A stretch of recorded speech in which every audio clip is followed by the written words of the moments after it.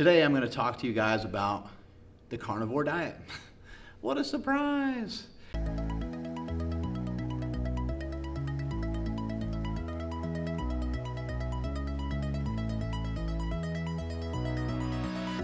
First things first, I want to talk about the journey into the carnivore diet and how each person's journey might be a little bit different on where they start, where they end up, and where you kind of end up finishing. It might all kind of be some different things.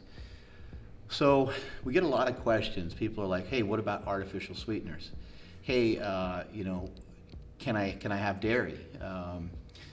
So you don't want me to eat any vegetables? It's like kind of all these questions that start to really surmount, right?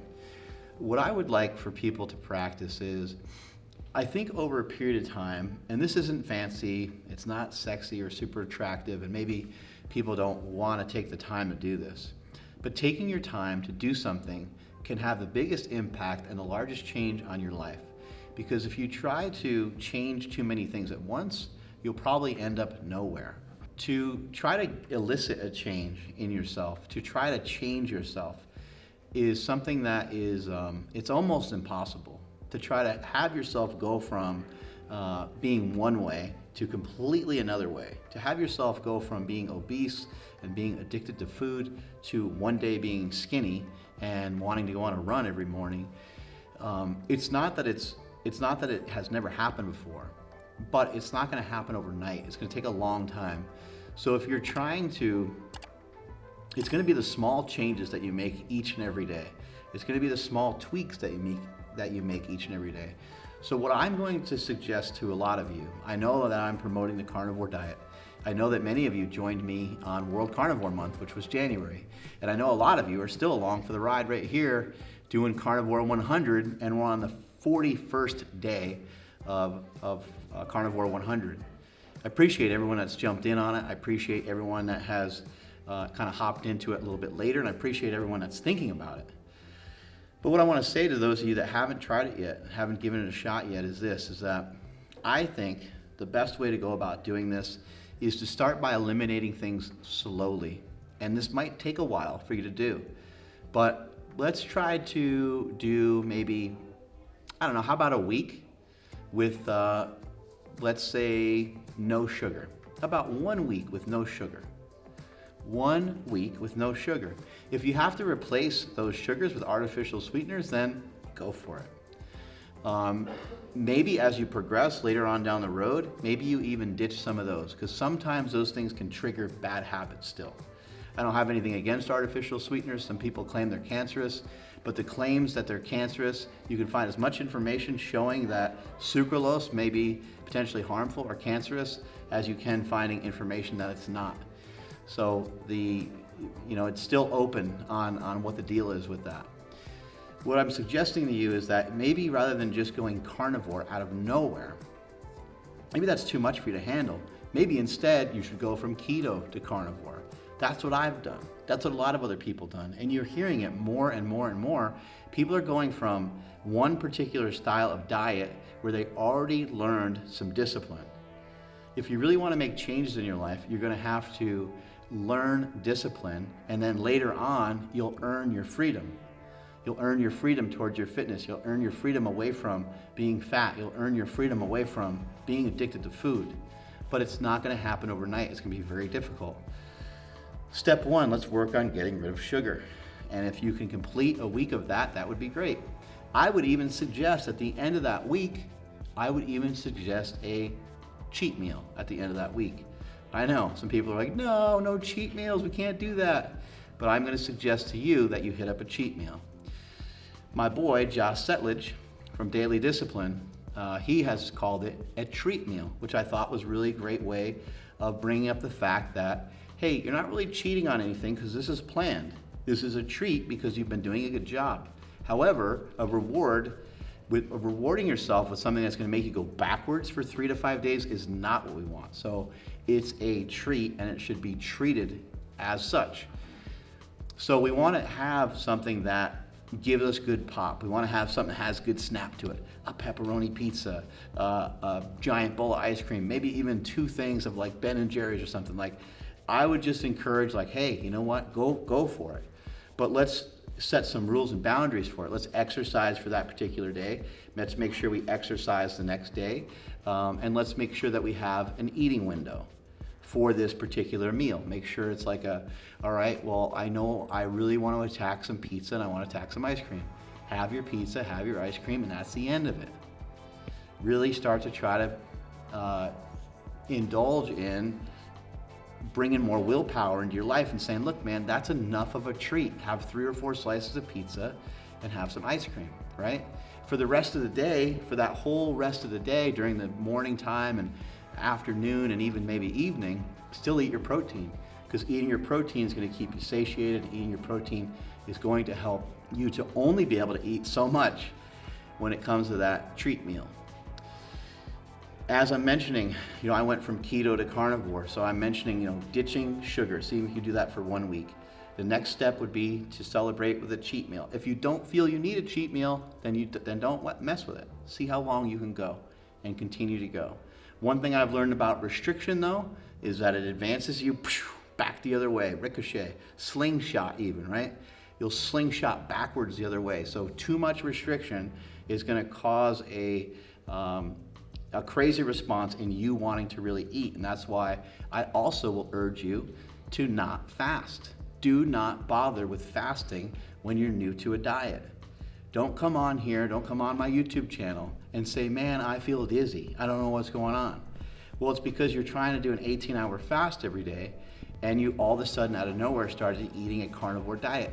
So you're no carb, you're low calorie.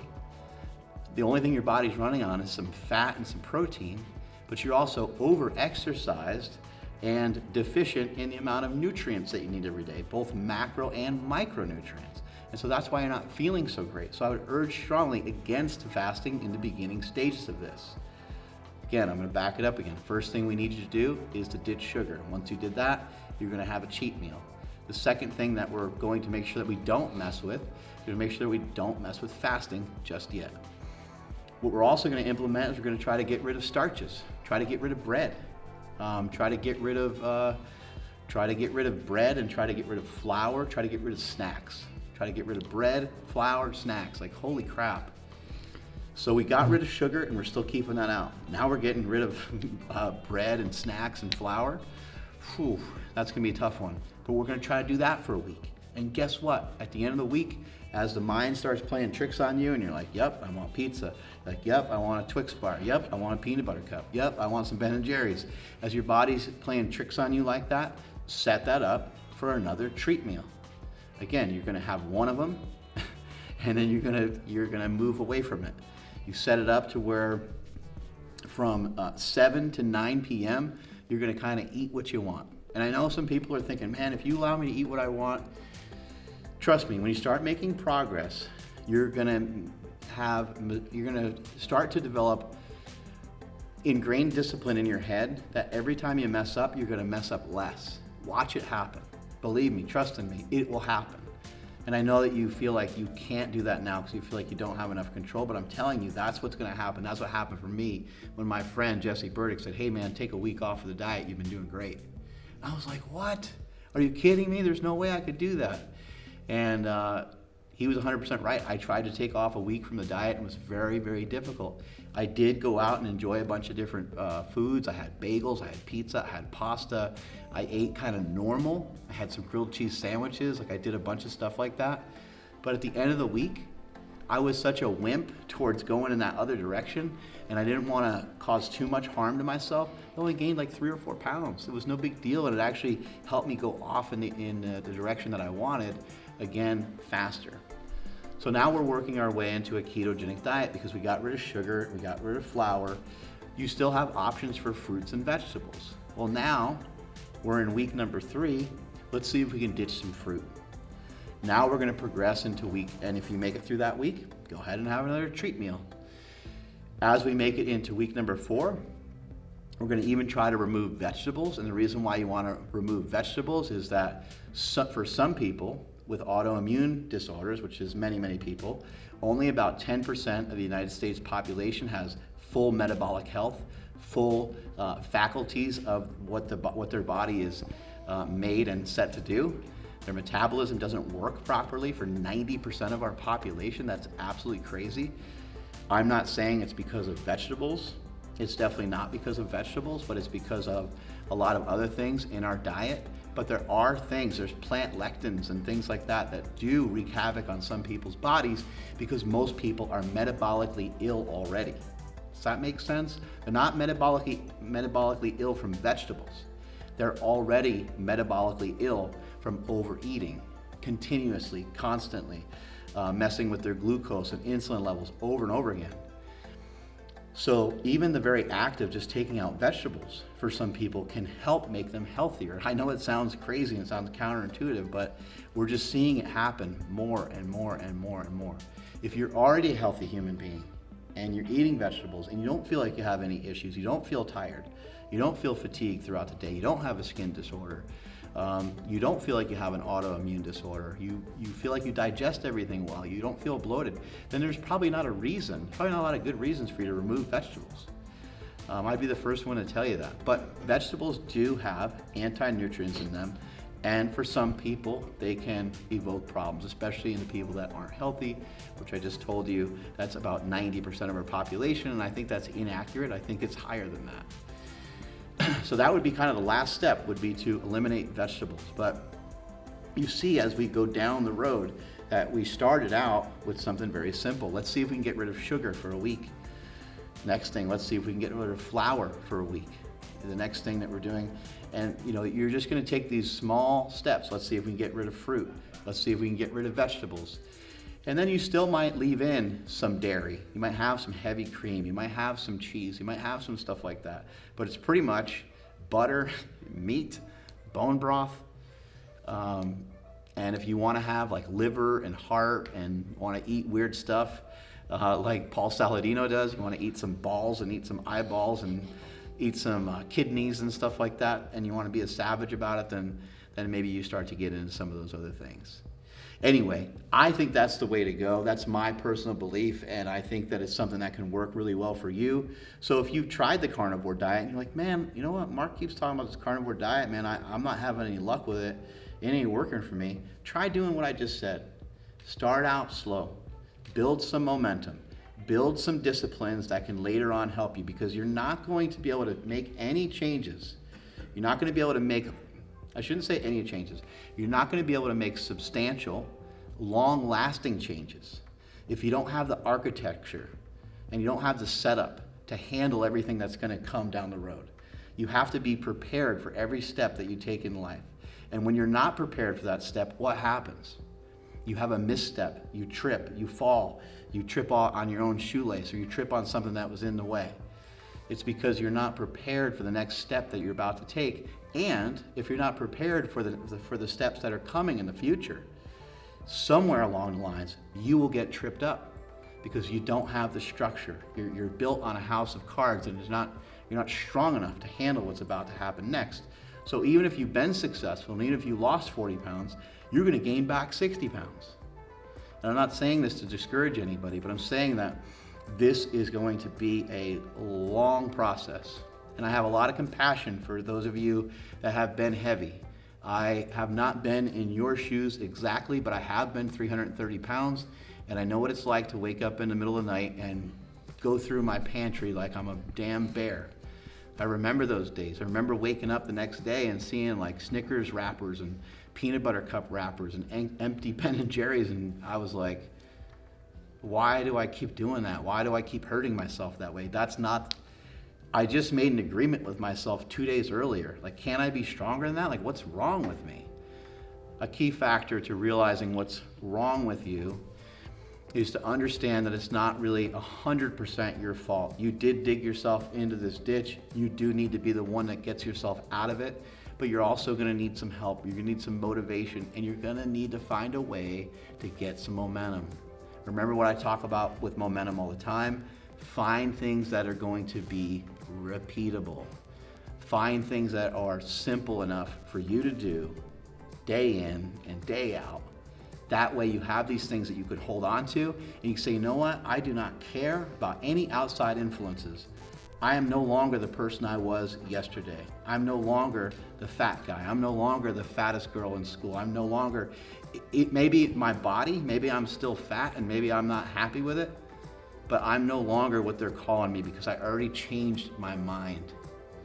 Start to ingrain those disciplines, start to figure out a way to make those small changes, and over time, you'll be able to change everything about your life, and you'll be able to get every single thing that you want out of your life, whether we're talking about diet, wealth, fame, whatever it is.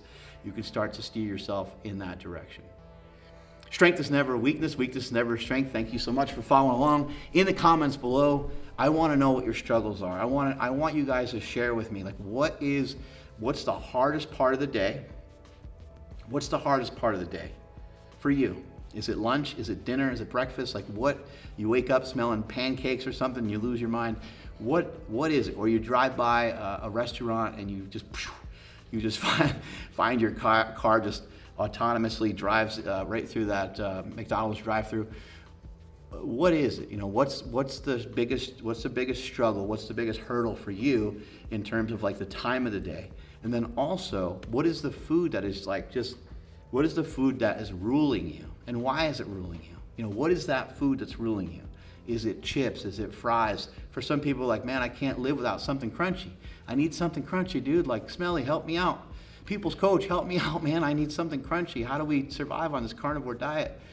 Well, there's always options. There's always ways of doing this. And if we're not, as long as we're not like diabetic, we might be able to mix in some fruit. And then also, in addition, what else is crunchy? Sometimes vegetables can be crunchy, things like celery.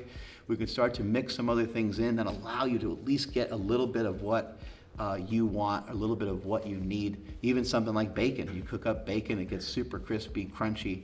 You get all those things that you would get from potato chip, in my opinion. Let me know what some of those struggles are, because I want to start to help you guys. I want to start to develop more dialogue and put out more content to assist you guys so that you can further educate yourself, so you know how to defeat these demons, and you know how to battle against them each and every single day. Strength is never a weakness. Weakness never strength. Catch you all later.